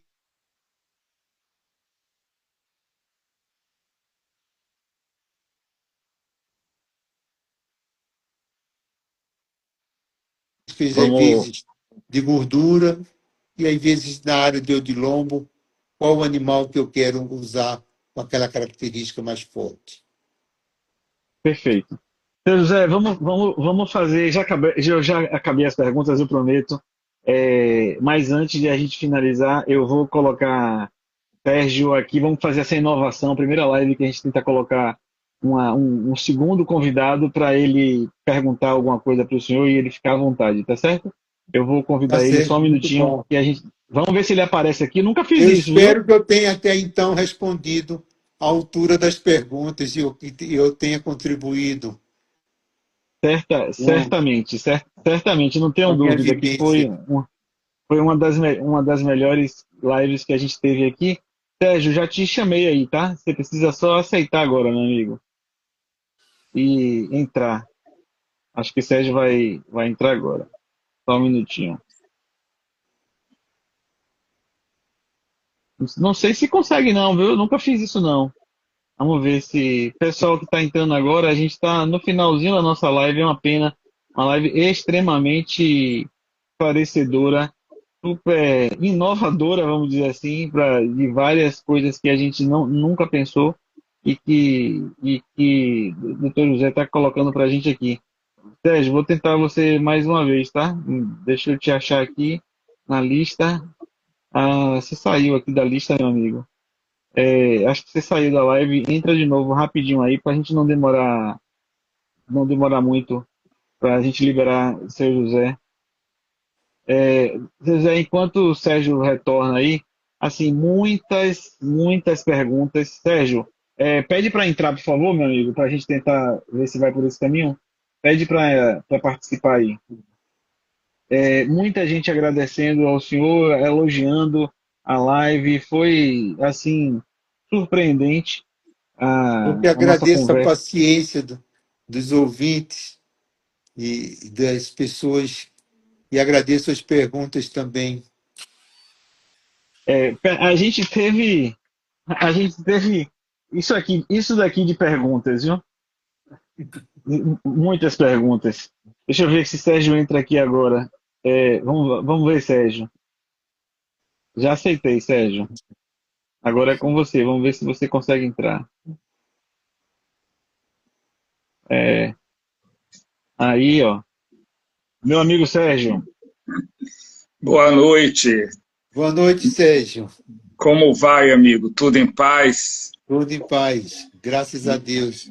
Luciano, olha, parabéns a você pela ideia dessas lives, parabéns ao Zé Cavalcante por estar conosco. Veja bem, minha pergunta é rápida, não vou tomar muito seu tempo, não, e é para os dois, ok?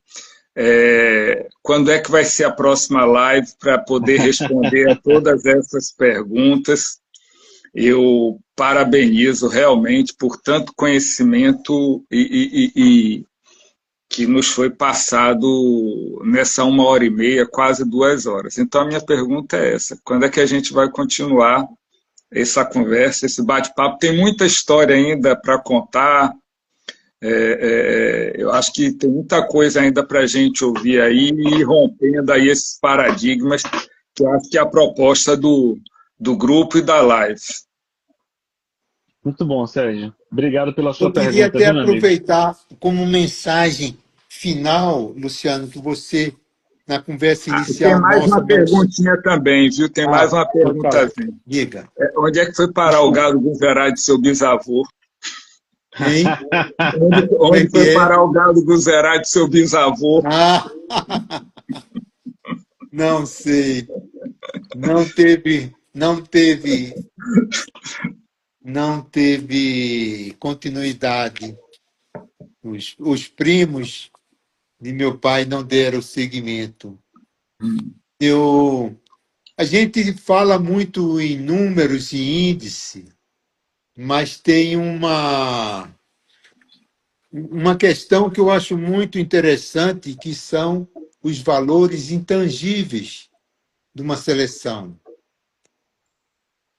Primeiro, no que ela entrega com o passar das décadas, não digo nem dos anos, das décadas e dos anos, a padronização, a confiabilidade de você ter aquele trabalho com a padronização, ela reflete a consistência genética, principalmente dentro de um rebanho que seleciona seus próprios reprodutores dentro do rebanho, não faz acasalamento dirigido, isso lhe dá muita segurança.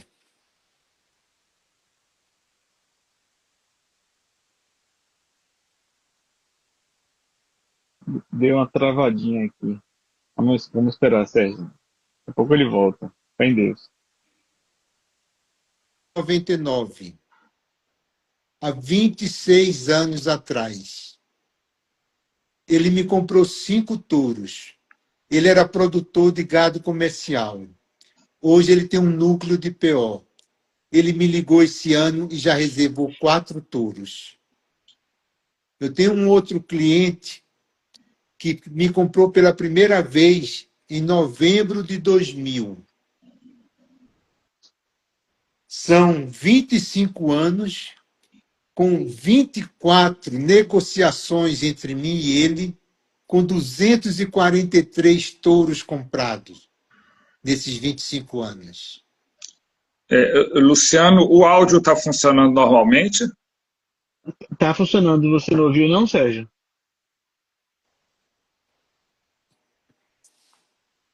Eu vou sair, então, porque eu não estou ouvindo. Tá ok. Um abraço para vocês. Um abraço. Seu José, assim, é muito conhecimento que o senhor passou para a gente hoje, muito, muito pensamento fora da caixa, muita coisa que a gente vai precisar, algumas pessoas aqui falando que a gente tem que, essa live vai ficar gravada, pessoal, lá no nosso perfil, mas assim, a gente precisa escutar essa live várias vezes para a gente poder tentar absorver e anotar vários comentários do senhor e queira Deus que a gente possa, um dia, brevemente, a gente possa aprofundar cada item desse, porque isso faz uma diferença enorme na pecuária nacional, na função dos animais e na coisa que eu mais busco e preservo e tento preservar, que é o nosso maior bem, que é o chão da fazenda, tá? O solo da fazenda. E o senhor falou muito sobre isso hoje. Cílio tem uma experiência, eu sugiro que veja, de muita profundidade, e é tudo baseado na observação. É função, é o que a gente está fazendo, onde é que está dando certo, o que está dando certo, e a gente até buscar o porquê está dando certo para que a gente possa aprimorar nosso olhar. Mas hoje a conversa com o senhor foi exatamente falando sobre isso, sobre a função, sobre observar, sobre preservar, e eu queria muito te agradecer. agradecer demais ao senhor, em primeiro lugar, mas antes de agradecer ao senhor, agradecer a Dona Cecília, que nos presenteou aí com a sessão dessa hora de, Muito, é, muito para gentil da poder sua parte. ensinar para a gente. Eu fico feliz que eu tenha podido contribuir de alguma forma e, e trazer novos pensamentos para o dia a dia de cada um nos seus negócios, da maneira como ele pode fazer, porque eu acho que, apesar de toda paixão pela pecuária, a gente tem um compromisso com o lucro, porque é Sim, com ele que a gente constrói, é com ele que a gente promove melhores condições para os que estão em volta de nós, e esse que é a meta. Não é produzir mais, é produzir com margem. é isso mesmo. A meta é aumentar a margem. É, muito bom. Excelente, excelente consideração final aí, seu José. Eu te agradeço imensamente e vai ficar tudo gravado. E com esse convite de Sérgio aí, a gente vai tentar fazer uma outra no futuro próximo aí, colocar ele para me ajudar nessa mediação, porque é muito conhecimento para poder a gente deixar na mão de uma pessoa só para fazer tantas provocações para o senhor e o senhor que provocou hoje a gente demais. Obrigadíssimo. Um forte abraço, meu amigo. Eu que agradeço toda a atenção de Um todos. abraço. Muito Uma boa noite obrigado. a todos. Tudo de Uma bom. boa Tchau, noite. pessoal. Bom descanso. Até a próxima terça. Um abraço. Tchau, tchau. Se Deus quiser. Até mais.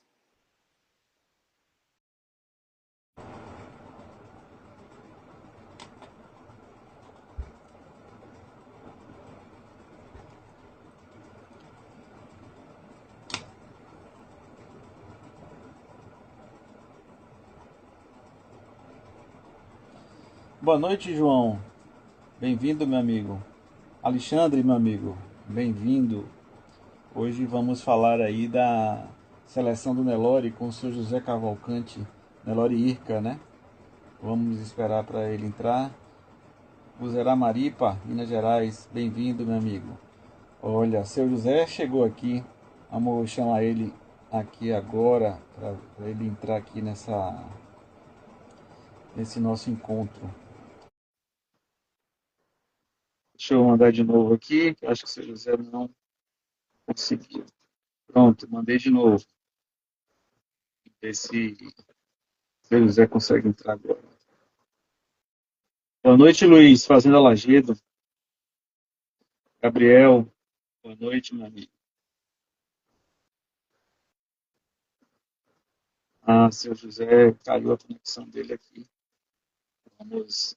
Pessoal, enquanto o seu José vai entrando aí, vamos mandar, encaminhar essas mensagens, essa live aí para o pessoal aí no aviãozinho, na parte de baixo, do lado direito, para que mais pessoas possam participar, porque a gente está com um quórum meio baixo em relação às outras lives que a gente fez lá na pandemia, né? Para a gente poder prestigiar e aumentar a divulgação. Pessoal, eu acho que eu vou precisar desligar aqui para chamar seu José. Ah, acho que ele entrou aqui agora. Vamos tentar ver aqui. Alexandre, você pediu para participar, é isso mesmo? Vou tentar aqui, seu José, te convidando de novo. É só dar o ok aí e o senhor já entra aqui com a gente.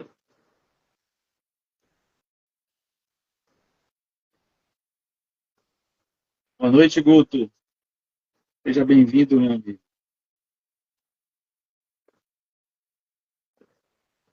Juliano, boa noite.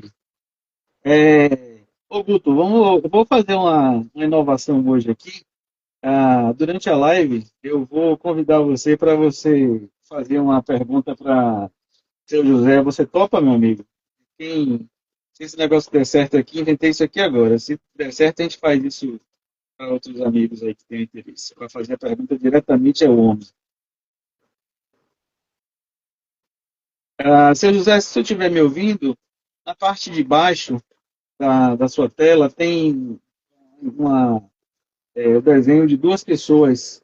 O senhor clicando aí, o senhor clicando. Ah, não. O senhor clicando aí, o senhor pode pedir para entrar. Vou convidar o senhor de novo aqui. Pronto. Estamos aqui, seu José. Bem-vindo. Bem, obrigado, Luciano, pelo convite de participar da live. Estamos aqui para dividir um pouco das coisas que a gente aprende com o passar do tempo na lida e na seleção. Rapaz, eu acho que a gente vai aprender muito com o senhor hoje aqui, viu? Certamente a gente vai aprender demais aí com o senhor. Eu tô querendo fazer uma inovação hoje. Eu estava falando, antes do senhor conseguir entrar aqui, eu estava falando para a gente fazer um teste desse nosso amigo Guto, que tem uma admiração muito grande pelo senhor. Aliás, o grupo inteiro tem admiração muito É grande pelo senhor. recíproco. Eu também tenho Eu tenho admiração certeza. pelo Guto por. Aí eu estou fazendo um desafio para ele aqui de, no meio da live, eu fazer um convite para ele entrar, mas ele não me respondeu ainda se topa não, né?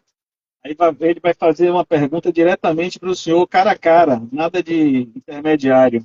Vamos ver se der certo isso daí. A gente vai terminando, abre para outros Se eu amigos também conseguir fazer. responder, respondo com prazer. Ah, Se eu tá sou... ótimo, tá ótimo. Vamos tentar. Meu fone, acho que deu algum problema aqui, vou até tirar. Vamos começar, Sérgio. Eu sempre começo agradecendo aí pela disponibilidade do senhor. O senhor sempre extremamente gentil e cortês aí com todos nós lá no grupo, trazendo uma visão completamente diferente do que a gente muitas vezes vê, muitas vezes coincidente com o que a gente prega, algumas coisas intrigantes. O senhor já foi motivo de teve uma mensagem sua, é uma pena que eu troquei meu celular e acabei perdendo todas as minhas mensagens antigas, que eu estava querendo resgatar. E isso foi tema de uma mensagem sua, foi tema de uma aula de bioquímica na Universidade Federal da Bahia, aqui, na disciplina de Bioquímica 2, Bioquímica Animal. E aí eu vou comentar sobre isso, que foi bem curioso, uma discussão que tivemos lá. Esse professor meu, ele é um cara bem cientista, bem inteligente, exotecnista, inclusive, e ele foi esmiuçando cada frase do senhor, quase que uma interpretação literária, sabe? Para compreender e, e encontrar as justificativas. Foi bem interessante e ele achou extremamente interessante sua visão. Eu vou só adiantar, mas para a gente não perder muito tempo, só para não deixar ninguém curioso, que foi sobre o não uso de ureia para fazer suplementação em vacas por conta da queda de fertilidade, né? Mas a gente fala disso depois, durante a live. Mas, meu amigo, então, formalizando aí o agradecimento mais uma vez da sua disponibilidade, agradecer principalmente a dona Cecília que emprestou o maridão aí por algumas horas. Marisa Cavalcante é filha do senhor ou não? Irmã, A irmã está prestigiando aqui. irmã. Bem-vindo, dona Marisa. Bem-vindo, bem-vinda. Então, José, eu queria que o senhor começasse falando como é que o senhor começou na produção pecuária, na fazenda, no Nelore. Eu sei que o senhor já teve fazenda até em Pecaetá, aqui na Bahia, né? E hoje tá aí, faz um breve histórico e a gente começa nossos papos aí. Estou esperando o Guto responder. Já entrou umas 3 ou 4 vezes aqui, acho que ficou tremendo de medo e saiu e voltou. Então, Luciano, eu me criei praticamente em fazenda até o tempo que eu saí para ir para a escola e, e uma fazenda que tinha bastante história, porque o meu bisavô paterno, ele fundou a fazenda em 1889. Esse é o meu bisavô paterno. E o meu bisavô materno do lado de meu pai e de meu tio, que era minha avó, ele fundou, que era o Coronel Carlos Lira, ele fundou a usina Serra Grande em 1893. Em 1916, ele, numa estação de água em Caxambu, conheceu os importadores do Triângulo Mineiro que estavam lá. E esse meu bisavô, Carlos Lira, era um homem à frente do tempo dele. Ele tinha uma maneira de tocar os negócios dele com bastante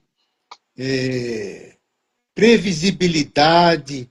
Ele tinha uma capacidade de prever o momento econômico das empresas dele mais adiante. E ele viu que com a imigração italiana indo para o sul do país, indo para São Paulo, a indústria do açúcar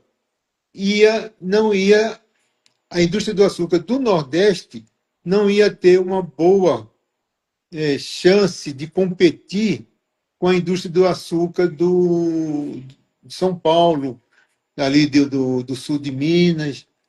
Então ele começou a pensar em abrir uma rede de frigoríficos. Mas quando ele pensou nisso, ele viu que o gado era um gado muito desprovido de uma boa carcaça, de um bom aproveitamento. Você vê como ele era à frente. E com isso ele introduziu o zebu. E ele comprou dos importadores lá do Triângulo Mineiro, mandou de trem cerca de 40 cabeças de Nelore Guzerá para Santos. De Santos foi para Recife, num navio a vapor.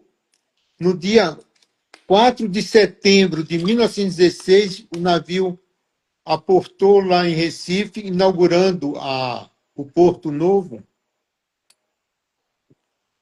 E antes de gado, novamente de trem, foi para a usina dele. Ele, pessoalmente, gostava mais do Guzerá e cedeu para o genro dele, que era meu avô José da Rocha Cavalcante, o meu avô que era filho, porque nós somos 3 José da Rocha Cavalcante. É o meu bisavô, o meu avô e eu. Eu nasci no dia do aniversário do meu avô, então fiquei com o nome dele. Ele cedeu, ele era casado com uma filha do Coronel Carlos Lira, que era a vovó Regina,